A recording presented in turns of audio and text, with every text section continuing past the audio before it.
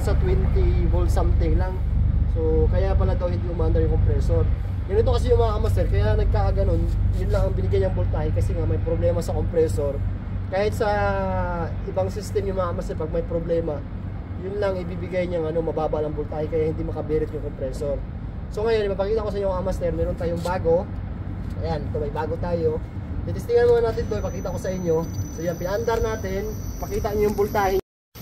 Okay, so umandar na mga kamaster, marinig nyo. Iba yung tunog, di ba? Tapos makita yung mga kamaster, dire-diretso yung voltahe niya. Pero yung compressor, iba yung andar niya. Tsaka walang pump din yung walang bomba siya. Tingnan yung gauge niya, hindi bumabagsak. So yan, dire-diretso pa rin siya mga kamaster. May voltahe pa rin lumalabas galing sa board, punta dito sa compressor. Pero yung andar ng compressor iba. So ibig sabihin mga kamaster, may problema yung compressor. Okay? Magkano tayo? Kabit natin tong bago compressor. Okay, so kung makita nyo ito mga kamaster, nilagay tayo ng compressor na pampalit natin dito. Kung makikita nyo mga kamaster, yung voltahe na lalabas niya agad niya, nakikita nyo 60. Yan, umakyat agad siya, di ba? Yung kanina, mababa lang yung voltahe niya kasi may problema sa compressor. Nung kinabit na natin itong pangpalit natin ng compressor na bago, tingnan mo naman yung nilalabas yung voltahe. Yan, nasa 98 volt. Itong compressor na to, nasa 150 volt. 150 volt yung yung voltahe niya, itong compressor. So ito, pag bumibirit itong compressor na to, yun din ibibigay niya. Yan, umakit na siya, nasa 123 volts, di ba? Ngayon, pag okay na yung system, may pressure na siya, kailangan na palamigin yung baba, tataas na yan, nakakit na yan hanggang 150 volt. Okay? So ito yung mga kamaster, yan, nakita nyo, malakas yung bomba niya. Yan. So ito, nasa agad siya, 122 volt na siya. So goods, ito yung mga dapat ito yung mga kondisyon na compressor. So ibig sabihin yung compressor niya dati is siya, factor defect na. May problema na yung mechanical niya sa ilalim. So ito din mga kamaster, sa mga kabaguhan, pag nagbalik kayo ng compressor, lalo na pagka bago bibilhin nyo, huwag nyo agad ikabit dito.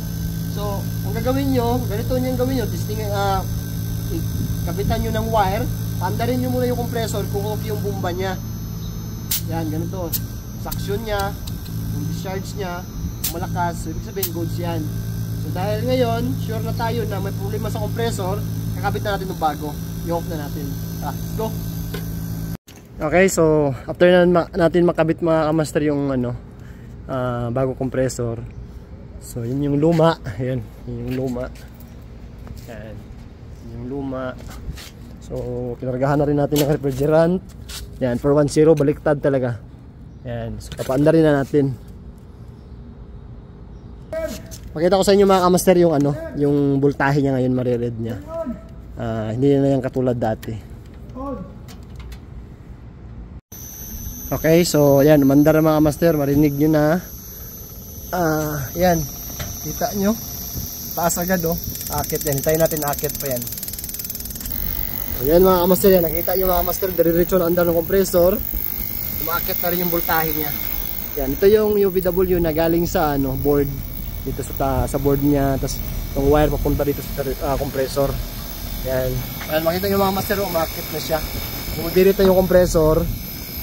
Yan, nasa 128 volt na siya. Tingnan natin yung pressure. Yan, yung pressure niya nasa 130. Resolve pa natin yan kung akit, kung kailangan dagdagan o hindi na. Yan, ayos ito yung mga dapat mga kamaster, dapat na voltahe na nilalabas dito sa board, tsaka yung compressor kung condition siya. Kasi yun nga, katulad dati yung compressor na yun is dahil may problema, so hindi makabirit yung compressor. So ang voltahe na nilalabas niya nasa lang, nasa 20 something lang, diba? 20 volts. Ito nasa 127 o 128. Tapos pag kinapa natin yung suction niya, lamig na rin. Yung liquid line malamig na rin. Warm lang ito ito malamig yung suction niya. Pressure niya, yan, so umakyat siya nasa 150. So hindi na natin kargahan, okay na to. Okay na yun. Yan, so yun, good sa mga kamaster. Yun lang, tayo po matching, ingat lagi, ingat.